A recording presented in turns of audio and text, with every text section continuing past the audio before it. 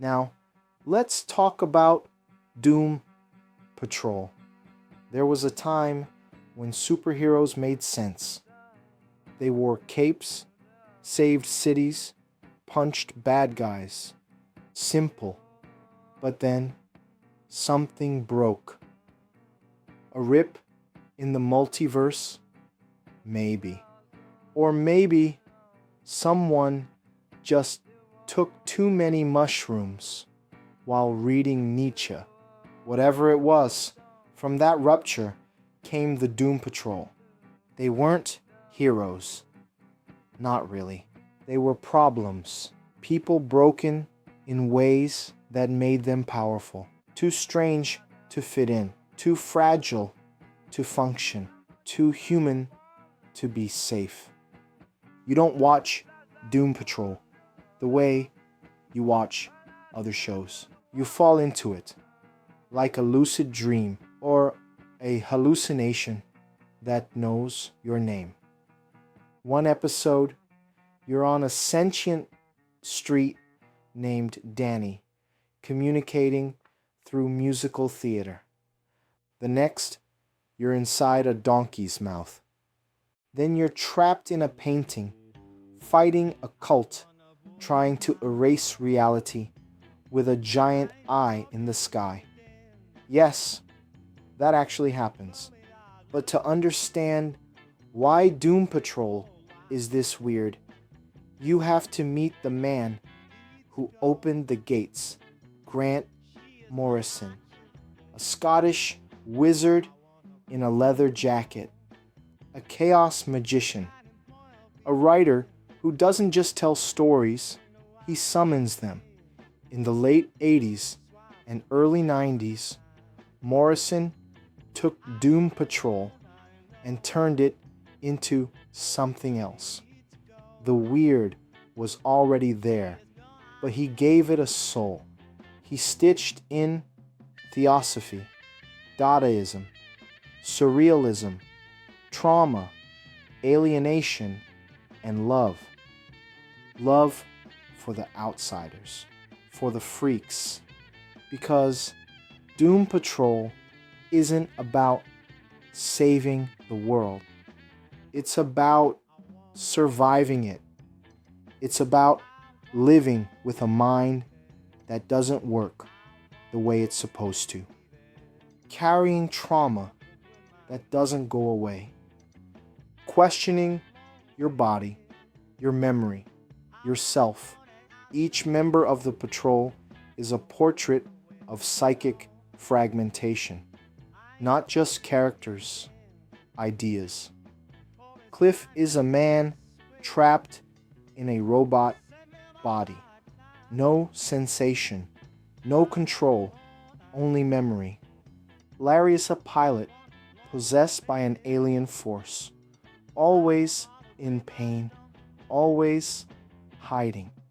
Jane has 64 personalities, each with its own power and its own history of abuse. Rita, a former starlet who literally melts every time she feels shame. But here's the twist. The show doesn't drown in misery. It dances with it. Sometimes literally. There are drag queens, singing cockroaches, talking butts, time travelers with bad taste in jackets, magic, cults, parallel dimensions. Oh, and there's a therapy session with a god living inside a tattoo on a man's chest, because beneath all the absurdity, there's intention. Doom Patrol doesn't use weirdness to distract. It uses weirdness to reveal. Because sometimes the only way to explain the world is through metaphor. And sometimes metaphors wear bandages, swear constantly, and scream into the void. This show touches everything: retrofuturism, space-age aesthetics, conspiracy theories, mind-body dualism, the occult, psychiatric trauma, gender, identity, and transformation, both literal and symbolic. It's Kabbalah in a cape, Freud on fire, queer magical realism dressed as superhero chaos. But most of all, Doom Patrol is a love story for people who were told they were too weird, too broken, too much. And it says, you're not too much. The world just wasn't made for people like you.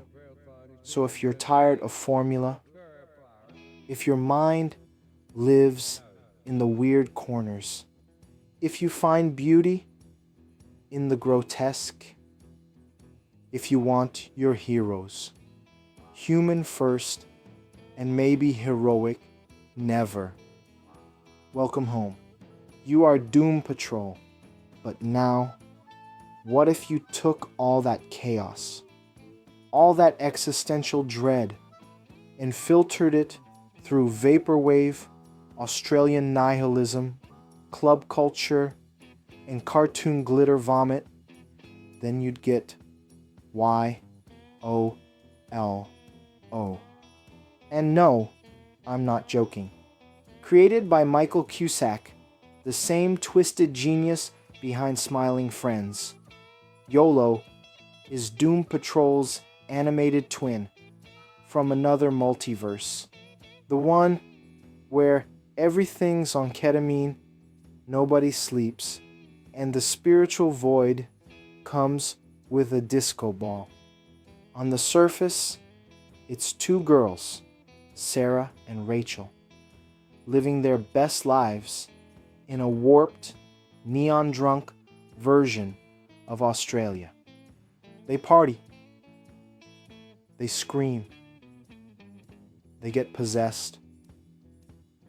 They meet sea witches, ancient gods, demonic lizards, sentient plants, and deeply cursed men.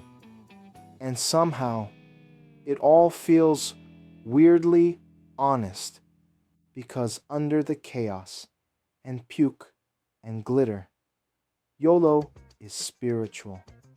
It's a manic mirror of our time, loneliness disguised as freedom, desire hidden in absurdity, joy haunted by emptiness. YOLO is what happens when meaning collapses and you keep dancing anyway. It's absurdity made ritual. Magical realism for the burnout generation. The chaos isn't just for style, it's ontological. You're not watching a story, you're watching a reality unravel and choosing to laugh at it. Sarah wants connection. Rachel wants destruction. And maybe they're both right. There's a void in YOLO, and they try to fill it with men, music, sea monsters, self-help rituals, ancient curses, and whatever weird thing crawled out of a nightclub basement. But the void doesn't leave. It just changes shape. YOLO says, burn it down. Do something insane. And maybe something sacred will rise from the wreckage. Because Doom Patrol and YOLO don't just break the rules. They reject the idea of rules. They speak to the broken, the absurd, the fragmented, to the souls that don't fit neatly into categories.